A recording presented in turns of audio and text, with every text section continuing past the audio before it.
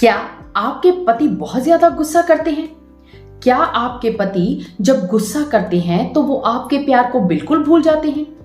क्या आपके पति पर गुस्सा इतना हावी हो जाता है कि कभी कभी तो वो आप पर हाथ तक उठा देते हैं?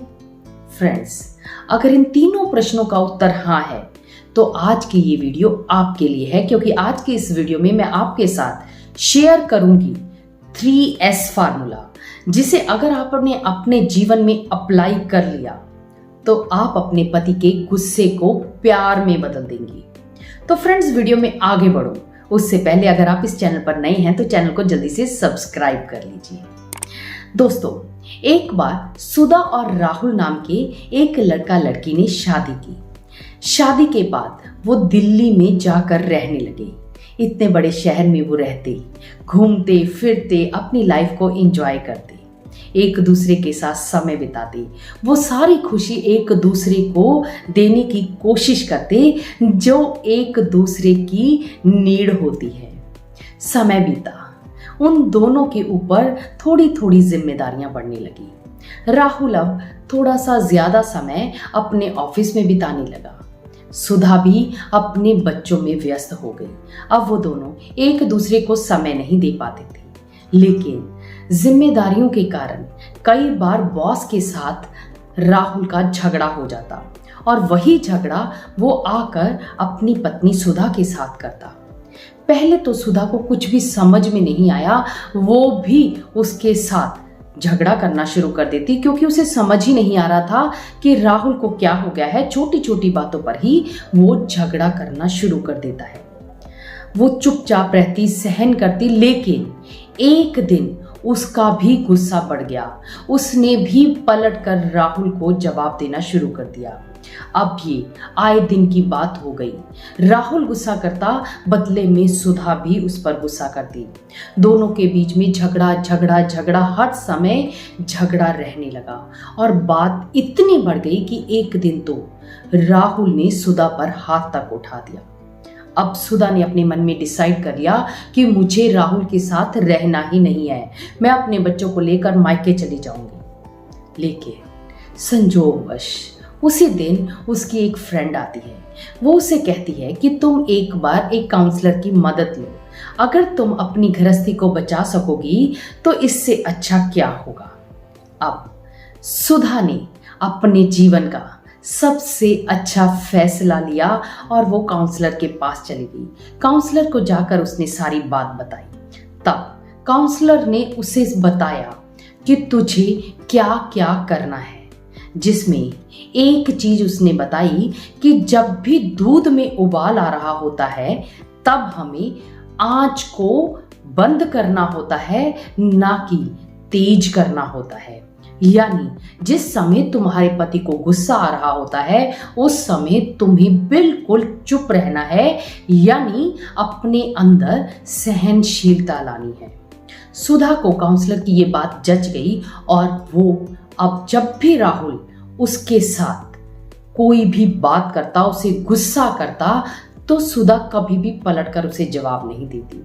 कुछ समय तक राहुल उसको बोलता रहता, चिल्लाता रहता, लेकिन सुधा ने अपने मन में ठान रखा था कि अब मुझे इसके साथ बहस नहीं करनी है। उसने अपने मन में सिर्फ एक ही वाक्य दोहराया कि उनका गुस्सा और मेरा प्यार एक जैसा है, ना उनका गुस्सा कम हो रहा है ना मेरा प्यार कम हो रहा है। सिर्फ इसी वाक्य को लेकर वो अपने पति के साथ बहुत अच्छा व्यवहार करती और देखते ही देखते राहुल का गुस्सा थोड़ा कम होना शुरू हुआ। तब उसने राहुल के साथ बातचीत की। राहुल ने उससे कहा कि मुझे बहुत ही ज्यादा गुस्सा आता है। सुधा ने उसे कहा कि आपको गुस्सा आता नहीं है, आप गुस्सा करते हो। जैसे ही उसने ये संवाद कहा कि आप गुस्सा करते हो, राहुल को एकदम से बात अंदर तक पिंच हो गई। सुधा ने उसे समझाया कि अगर आपको गुस्सा आता तो आपका गुस्सा किसी पर भी आ सकता था, लेकिन आप सिर्फ देखकर ही गुस्सा करते हो। आप अपने बॉस पर गुस्सा नहीं करते, आप किसी पुलिस वाले पर गुस्सा नहीं करते, आप किसी अपने बड़े बुजुर्ग पर गुस्सा नहीं करते। राहुल ने बात को समझा, क्योंकि उन दोनों के बीच में अच्छा संवाद हुआ था। जब हम हेल्दी कन्वर्सेशन करते हैं तब हमें पता चलता है कि हम कहां पर गलत हैं। अब राहुल को बात समझ में आ गई थी कि मैं तो गुस्सा करता हूं, मुझे गुस्सा आता नहीं है। अब दोनों ने डिसाइड किया कि जब भी मुझे गुस्सा आएगा तब मैं एक कील दीवार पर ठोकूंगा। अब उन दोनों ने संवाद द्वारा ये तय किया कि हम दीवार पर एक गुस्से का बॉक्स नामक चिट लगाएंगे और दूसरी दीवार पर प्यार की शक्ति नाम की एक चिट लगाएंगे। जैसे ही मुझे गुस्सा आएगा तो मैं एक कील इस दीवार में ठोक दूंगा। लेकिन अगर मैं उस गुस्से को पी गया, यानी उस बात पर गुस्सा नहीं किया, तब मैं इस प्यार की शक्ति की बोतल से इत्र को अपने ऊपर लगा लूंगा। तब उन दोनों का ये संवाद बहुत ही अच्छा रहा।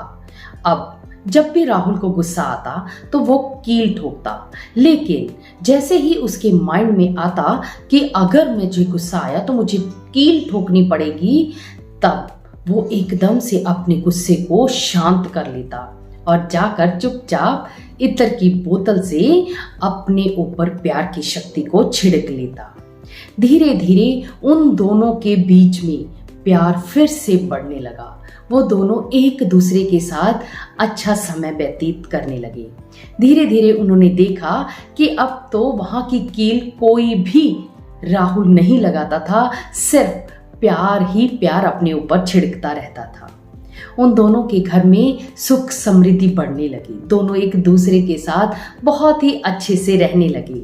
उनके बच्चे उनके साथ बहुत ही एंजॉय करते। इस तरह सुधा ने समझदारी दिखाई और अपनी लाइफ में उन्होंने खुशियां भर ली।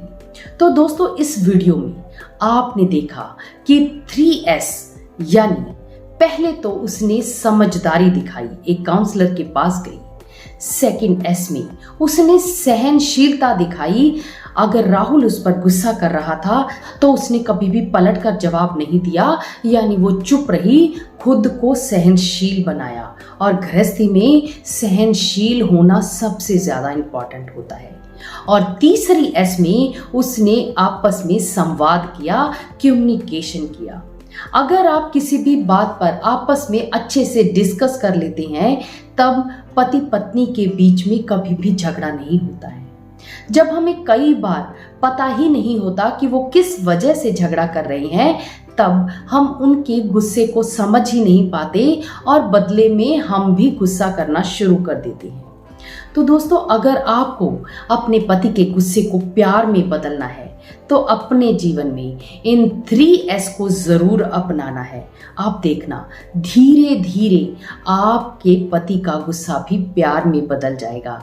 लेकिन ये काम एक दिन में नहीं होगा, एक दिन जरूर होगा। यानी ये तो धीरे धीरे का प्रोसेस है, लेकिन अगर ये एक बार काम कर गया तो आप पूरी जिंदगी बहुत ही आराम से अपने जीवन साथी के साथ बिता सकते हैं। जीवन में खुशियां ही खुशियां भर सकते हैं।